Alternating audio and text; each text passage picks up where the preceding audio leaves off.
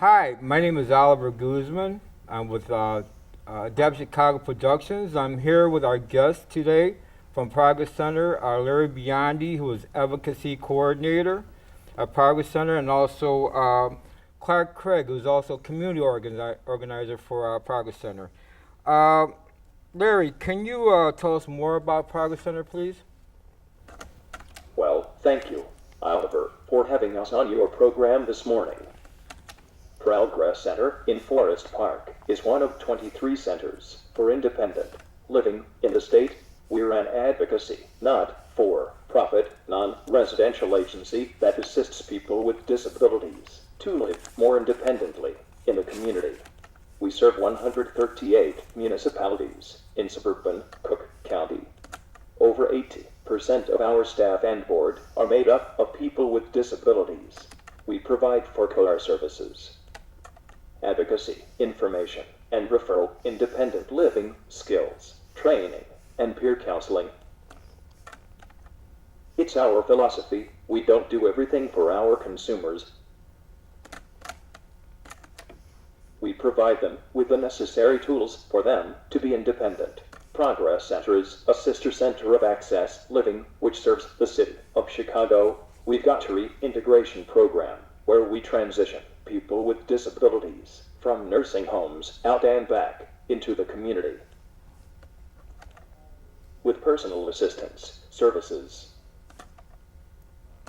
For those who don't know, a personal assistant is an individual who assists a person with a disability with activities of daily living in their own homes. For example, bathing, dressing, feeding, cooking, cleaning. I use a personal assistant in my apartment. That's how I can maintain a full-time job and be so active in the community. With the new Monocare program, the state has taken away this reintegration program, which we are not happy about. We also have a legislative training class. This is a 10-week class that meets every Tuesday from 2 to 4. I want to state also that I was in that legislative class, and Larry Biondi here was one of my instructors here, and I passed it quite successfully. It's a great class at Progress Center, and anybody who wants to get involved in it should get involved in it.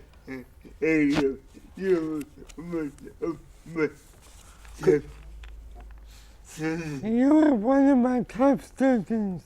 Well, thank you very much. It's a very successful program. It's offered twice a year, once in spring, once in fall. Twice a year, once in spring, once in fall. In the spring, we take advocates, students to Springfield to spend the day speaking to our legislators. This year we took 15 advocates on April 8th to Springfield. So you take your students down to Springfield to talk to legislators and to get them the feel of the legislative sessions and all that to be able to conduct issues with legislators. Right. That's a very great program. I was involved in that. One of the biggest goals of the program is to get people to feel more comfortable relating to the contacting the legislators, meeting with Exactly. That's what you need. You need to be, it teaches the student how to efficiently talk to legislators and to really be able to converse with them with what the issues and exactly what and their concerns. the issues that affect themselves and the disability community, especially disability community. Larry, can you talk about advocacy in general, please? We teach consumers about the legislative process and how to be a better self-advocate. We've got guest speakers ranging from mayors to state legislators. The purpose of this program is to empower people with disabilities. That it's possible to change the system with advocacy.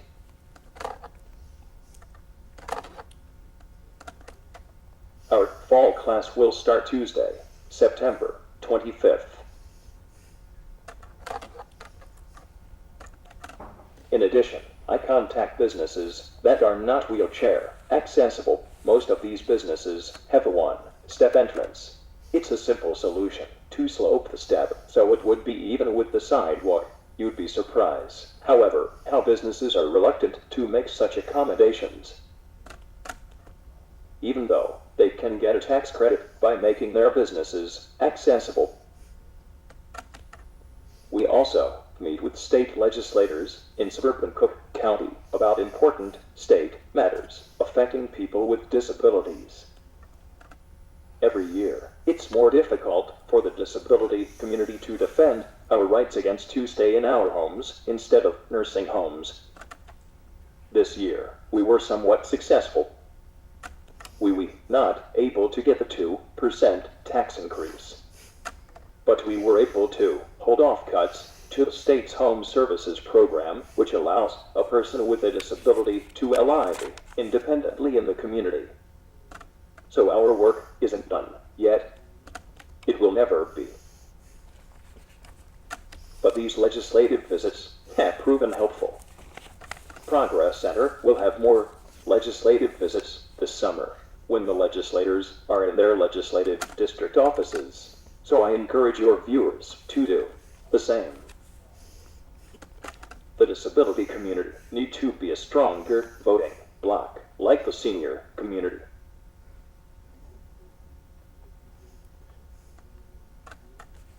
I think that advocacy starts within a person, how to be a true advocate. I feel advocacy is a self-motivated thing.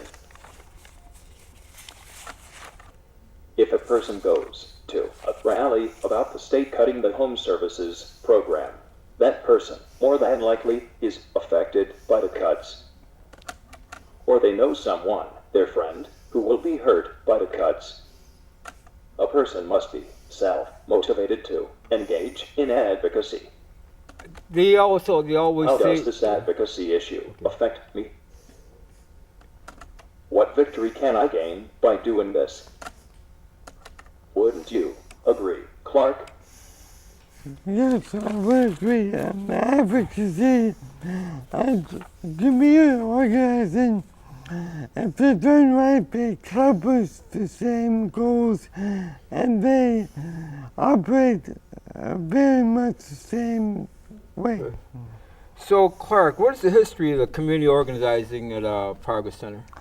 Well, community organizing Progress Center began with funding we received from the Catholic Campaign for Human Development in 2005, which urges that we concentrate on helping people in the low-income community and work to break the cycle of poverty. So, you mentioned that you're looking for leaders. Is that correct? I'm in community organizing. We meet one-on-one with people. That's the core of the organizing, is to get to know people and get to know the issues that are important to them and affect their lives and issues for which they have a passion. And so we meet individually with people and create a public relationship with those people. And the ultimate goal is to identify leaders. A leader is someone who knows other people and can develop a following of people so that when we work at issues of social change, they can help bring people to actions, and those people are willing to share their stories. So, in other words, if you decide to form a group, you have to have a sense of what you want to work on. You have to make decisions of the issues you want to do. And you know, you have to connect with people who are that you already know, which is really a more or less an important point. Correct. And But with community organizing, the goal is to not, when you meet with people and get to know them, you don't come in with pre-planned ideas of what you should be working on. The goal is to listen to people and find out what affects them, what's important to them, and then when you meet with a lot of people individually, but with a large number of people, you identify common threads, common issues that affect the most people that you talk to, and that way you identify what issues you want to work on for social change. so, in other words, you like plan to get together a meeting. You find a location and you post notices about meetings, especially on bulletin boards and community centers. Well, after you meet with the people and identify the issues that commonly affect the most people, then you plan action with legislators or people who can have the power to act. And you organize a meeting with these legislators and bring together you leaders and people who can share their stories to show the legislators why these issues are so important to so many people. So the most important thing is to have people stay involved in these things. And what issues are you working on now? What is there anything that you really want to put out there right now? Would you like me to field this question? Right now we're working on three major issues which affect most people in the disability community. Which are Managed care, managed care. improving the service of the paratransit bus system, and thirdly, which is long been an important issue, is the creation of more affordable, accessible, integrated housing. When I started working at Parker Center, before I became the organizer, Okay. I spent 3 years in the home services team. What is the home services team?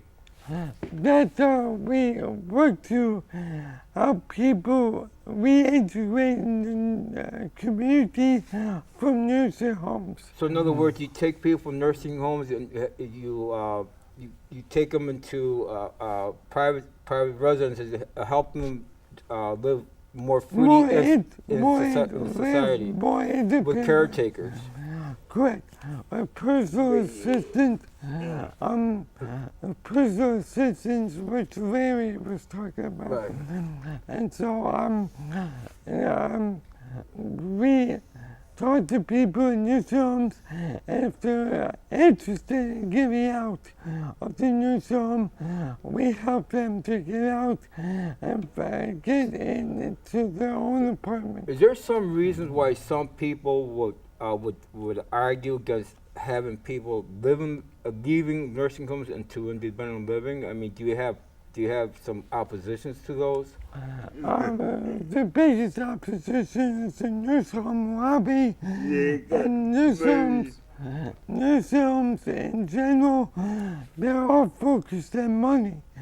And so FB Union is the union of workers who work in nursing homes, and they are very wealthy, and they like to use their money to control politicians.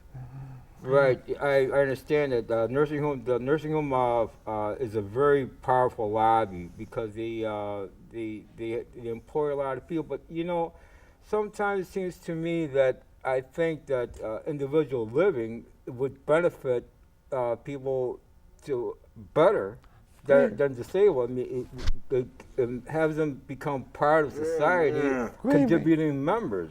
Living in a nursing home is like being locked in a prison. You're correct. Your life is not your own. There's no individuality. You're not like living like a human. But when people move from a nursing home into a community, it greatly improves their quality of life, enables them to be productive, tax-paying citizens. It gives them more confidence. Right. In their being. Gives them, And at the same time, it saves the state lots of money. But there's been studies that have shown that it costs more to keep a person in a nursing home, Most definitely. and it costs a lot less to have them live independently. But that's the reason why a lot of nursing homes they are fighting against that, because of all the revenue that nursing homes will be losing, Right. as opposed to have them living independently, which I think is wrong. Exactly. My person's wrong. It's all about money. It's all about profit. They care more about About profit than they are. profit than people. Right. I've gone to a lot of Springfield rallies with Larry here, and we've gone down there and we fought for the rights of the people to live independently. But you got to also understand, we also understand that there's power in numbers. And the more people get involved in these issues to help people transit from nursing homes into independent living, there's, like I say, there's more power in numbers. The more voices there is out there, like what you're doing, will profit. Getting back to what I was saying about our work, I created more affordable, accessible, integrated housing. When I first started working at Progress, it was the first 3 years on home services team. I could see we always had a long list of people ready to get out of the nursing homes. But the biggest roadblock to helping people get out was the lack of housing. There's no place for people to go. And that's where, that's why it was so hard to get people out of the nursing home. And so we're looking for leaders to help us. We get involved. People need to get involved who care about housing for this disability community, or may have friends who will benefit from more housing, and they come and join these leaders, and they can help by sharing their stories, and help us forward our campaign. Obviously, I'm just going to throw this out here. Obviously, that with the work that you've done, do you have like any stories of any people that you know personally that have really benefited from being independently and living within the community? Yes. I have, in fact, we have a person who was reintegrated a couple years ago. What was his, I'm sorry, but what was his disability? He's a wheelchair, uses a wheelchair now, and